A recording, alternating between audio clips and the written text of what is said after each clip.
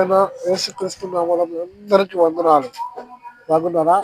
ఈరోజు దేవునిలో దేవునితో నడిచే ప్రక్రియలో మనం నేర్చుకునే మరో అద్భుత పాఠం. మనమందరం కుటుంబంలో ప్రార్థన చేస్తాం, లేదా సంఘంలో ప్రార్థన చేస్తాం, లేదా వ్యక్తిగతంగా ప్రార్థన చేస్తాం. అది తప్పు కాదు. కానీ ప్రార్థన మన కుటుంబం కొరకు చేస్తున్నామా, సమాజ రక్షణ కొరకు చేస్తున్నామా, లేదా నువ్వు ఏ అంశం కొరకు చేస్తున్నావో అని క్లారిటీ లేకుండా మనం ప్రార్థన చేస్తాం. ఆ క్లారిటీ లేని ప్రార్థన దేవుని దగ్గరికి వెళ్ళినా కూడా అది వ్యర్థమే. అవునా?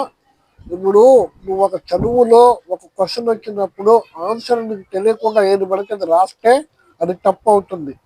అలాగే నీవు దేవుని దగ్గర కూర్చొని ప్రార్థన చేసినప్పుడు ఏ సమస్య కొరకు నువ్వు ప్రార్థన చేస్తున్నావో అది హైలైట్ చేయాలి.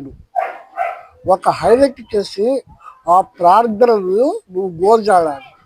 నువ్వు దాన్ని ప్రత్యేకంగా ఒక సమయం తీసుకొని దాని కొరకు ప్రతిరోజు ఒక అరగంట లేదా ఒక గంట, ఒక పావు గంట నువ్వు దాని కొరకే నువ్వు ప్రార్థన చేయాలి, లేదా విజ్ఞాపన చేయాలి.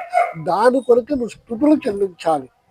ఆ సమస్య ఎంత పెద్దదో, ఆ సమస్య ఎంత గొప్పదో నువ్వు దేవునికి వివరించి దేవుని దగ్గర నుంచి నువ్వు సమాధానం పొందాలి అంటే ప్రార్థన ఒకటే మార్గం.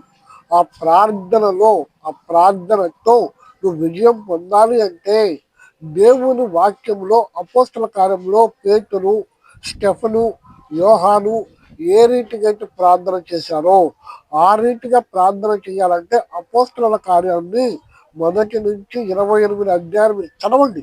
చదివితే దాంట్లో కొన్ని కార్యాలు రాయబడి ఉన్నాయి. దాన్ని బట్టి మీకు అర్థమవుతుంది. మరింత సమాచారం కొరకు బైబిల్ని పూర్తిగా ధ్యానించగలరు. వందనాలు.